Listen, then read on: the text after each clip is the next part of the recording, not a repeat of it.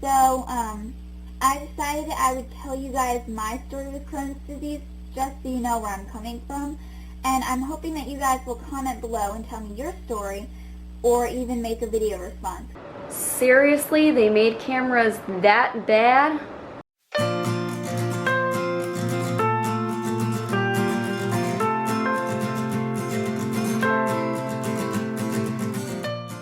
Hey guys, it's Maggie, and I thought that after this many years of being on YouTube, as of January 31st, 30th? One of those. I have been doing IBD videos and ostomy videos for 7 years, and I know it's March, so just be quiet. Shh. Don't look at the date. Pretend it's January. It's my 7th anniversary on YouTube. I thought I would do an updated my story with Crohn's disease, and you can see that I made a video. It was like one of my first videos. I was 16, I want to say, a long time ago, but I thought I would do an updated video from that because wow, that camera was terrible.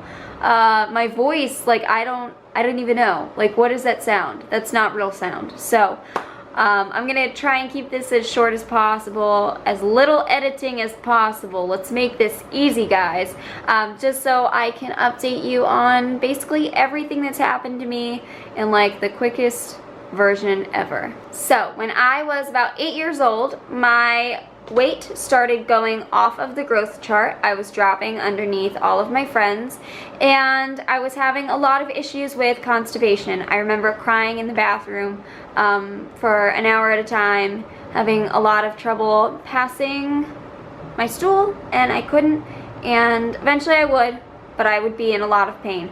Never had any blood, never any of that, just a lot of pain trying to go to the bathroom. Like I said, was losing weight and all that. We would go to my pediatrician and they would just say, you know, she's not really eating enough, she needs to drink more milk. So my dad said, okay, like we'll do that.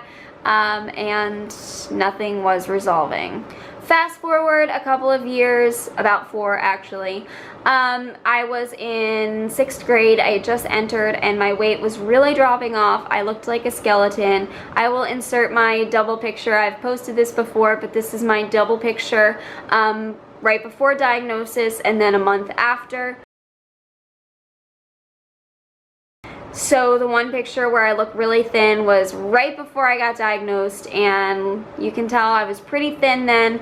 So went to my pediatrician again, and he said, you know what, honestly I think something else is going on. I think I know what it is, but you need to go see a GI. And he said, I think you have Crohn's disease, which we were like, all right, what is that? So they sent me to my GI at Children's Hospital of Philadelphia, and we went in for an appointment, and basically she said, yeah, we're gonna get a colonoscopy, an endoscopy, see what's going on. So I went in for that not too long after, and they confirmed the diagnosis of Crohn's disease because I had inflammation in my esophagus, my stomach, my small intestine, and my large intestine. It was all the way through. So she immediately put me on prednisone, and that is why at my second picture I look like a balloon. That was me on prednisone. I became very aggressive, not like aggressive as a person, but like I was playing soccer. I was always very timid, and after they put me on steroids, I was like one of the best players on the team because I was just a little angry Maggie. But it helped a lot, and then we started mercaptopurine.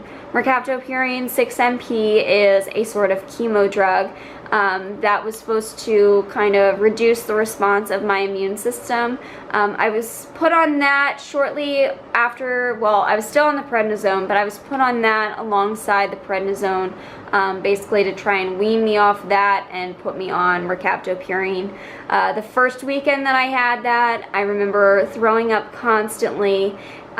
If you didn't know this about chemo drugs, the reason that people lose their hair and have so many GI symptoms is chemo drugs attack cells that proliferate or basically reproduce, multiply, whatever, quickly, because that's what tumors do. So unfortunately, the stomach lining and your hair cells are some of the cells that do that. So that's why you start throwing up, because you're having a lot of stomach irritation, which totally like doesn't make sense, because the whole reason you're putting me on mercaptopurine is to help with my stomach issues. It's just funny. But so I went on mercaptopurine. They wound up having to half the dose that I needed to be on, and I kind of had to wean up on that because I was throwing up left and right.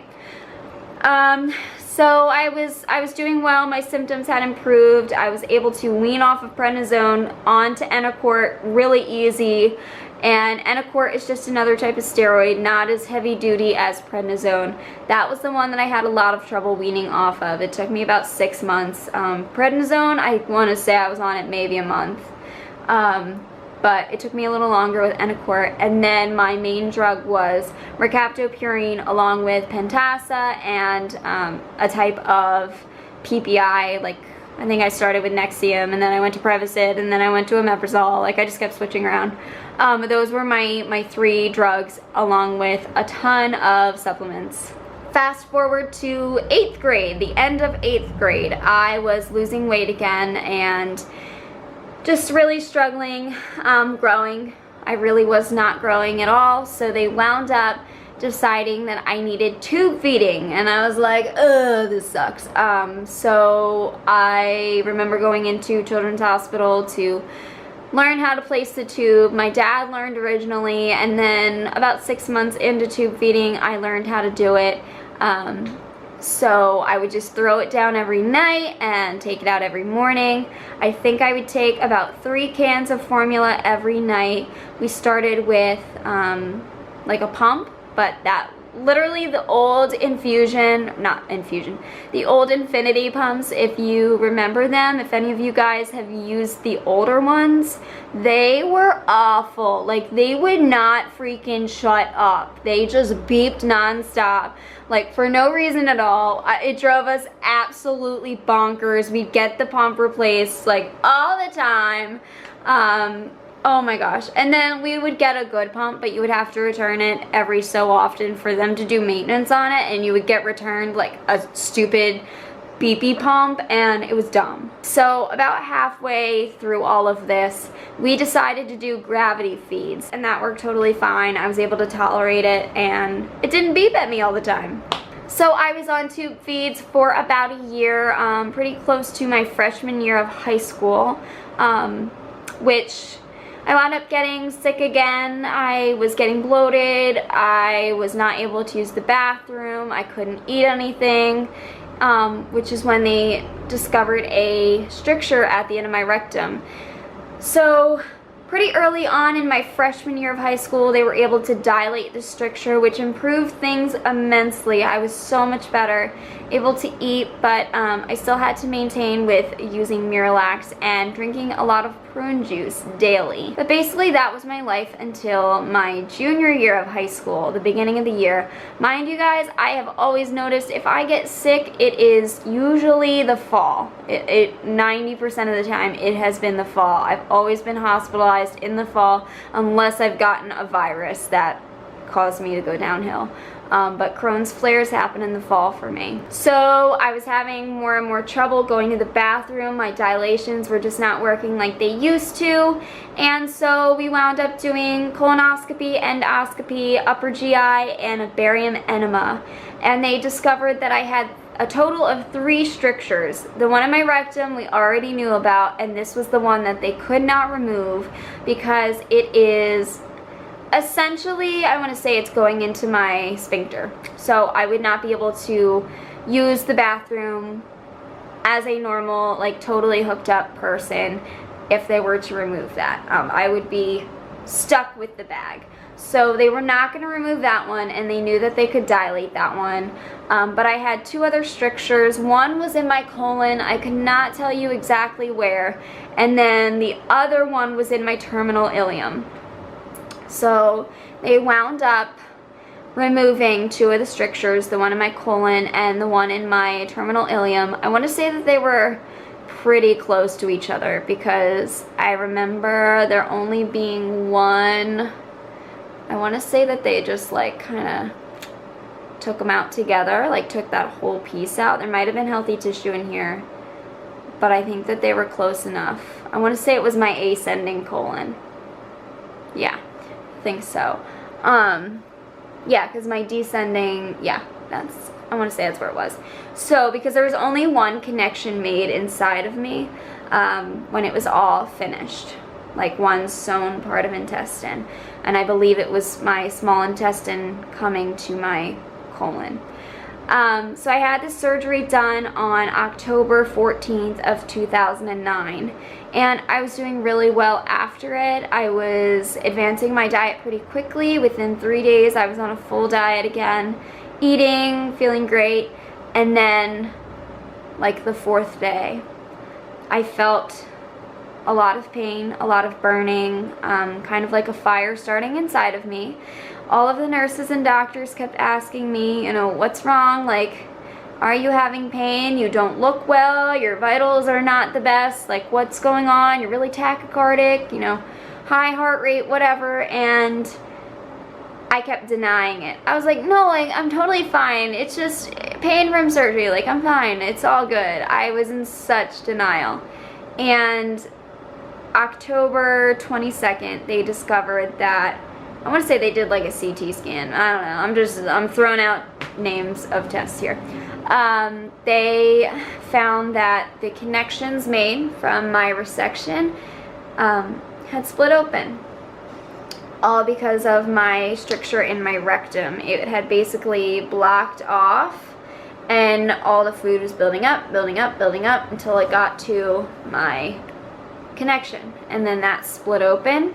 All of everything that I ate the last few days went into my peritoneum. I wound up with peritonitis. They discovered it early on in the day, and I remember like nobody could touch me, nobody could move me. I had to stay very still, and that's one of the signs of peritonitis. You become very like, you can't move. Not that you can't move, but you don't want to move because every movement causes pain. You become stiff like a board. Even my dad, he was trying to like pet my hair and try and make me, and I was like, don't touch me, just let me stay here. And you start going into a fetal position naturally, and I remember that's what I was doing. I was leaning forward in the chair, just trying to breathe through it. And I remember a nurse practitioner came in and she started marking my stomach, and she said, you know, this is for possibly getting an ostomy. We don't know if that's going to happen or not, but this could happen. So this is me marking your stomach where we put the stoma. So from that point, I didn't go into surgery until about 8 o'clock that night. There had been some incident within the city of Philadelphia involving a lot of children that I guess they were very severely injured, and they kind of took precedence over me. I remember being brought down to the OR, like my room where I would recover, and I hadn't thrown up at this point, and I just remember sitting there in this dark room, and it looked like a storage room. I'm thinking that they didn't have enough beds down there because the whole wall was just filled with vomit buckets along the edge, and all of a sudden I was like, Dad, get me one of those, I'm gonna throw up, and I started throwing up black. I don't know if it was stool, I don't know if it was just dried blood, but it was black, and from that point on I don't remember what happened. I don't know if I lost consciousness or if I just, my body kind of went into shock and didn't really, it tried to protect me from remembering what happened. And the next thing I remember was actually 3 days later. I woke up to, it was nighttime, there was a nurse hovering over me. She had pushed my shirt up to, like, you know, here, my chest, and was looking at my belly. And this was the first thing, I could have been awake. I was told that people came to visit me and I was up talking to them. I don't remember any of that. But this was the first memory that I have of being awake. And I looked up at her and I said, do I have an ostomy? And she said, yep. And she pointed it out to me. She showed me what it looked like. And all I said was, okay. And I went back to sleep. I was totally at peace with it at that moment. Then the memories start coming back of family visiting and, you know, me starting to deal with having an ostomy and all that. But I was told I would have it for about 6 months. It was to let my bowels rest, let my colon rest, because of how much damage had been caused by the peritonitis and, you know, Crohn's in general. So this was going to let my bowel rest, and then in 6 months or so, if I gained enough weight, my goal was 105, but if I gained enough weight, I would go home. During this time, I was on TPN. This was not my first time. Actually, my obstruction back in 9th grade, I was on a PICC line. Temporary TPN, but then they found the stricture and I was able to gain weight myself. But this time I had a central line, which I've shown you my scar. It's somewhere around here. Which because of my ostomy, I was gaining weight and eating myself, so they were able to take it out and I didn't have to go home with it. So at first, my first few appointments with my surgeon, I was like, all right, so like, you know, I'm 100 pounds now, can we get this reversed? And he's like, you know, I just don't think it's a good idea at this point, not yet, not yet. And then a year hit, and I said to myself, I feel so much better than I had before. I don't want it reversed now, I want to keep it. And that's where I've been. So that was in 2009, and it is now 2017. So I've had the ostomy. This fall it'll be 8 years. And I've just kept it because life has been 100 times easier for me. Really has been. But I've had some minor complications with my colon because I still do have a majority of it, and I still have that stricture. Sometimes it blows up with mucus, so previously I did have to get dilations, but I just talked about this in another video, so I won't go into too much detail with it. I have issues with getting stomach bugs. I get really ill because I have no colon to absorb any of the water, so I tend to lose water really fast. I do have a lot of trouble gaining weight again, but it is not as severe as it once was.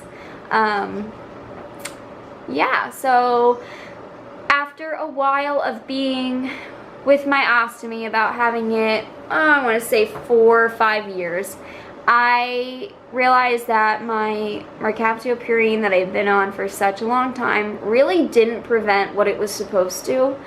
And I just felt like these pills were making me feel worse than if I didn't take them. So I actually weaned myself off of medications. I'm probably the most terrible person to be saying this as a Crohn's advocate. I did not tell my doctor. I did it by myself, and I wound up transitioning to a new doctor at this point. So yeah, I took myself off medications, and here I am about 4 years later. I don't take any Crohn's meds. The only thing I take is a birth control.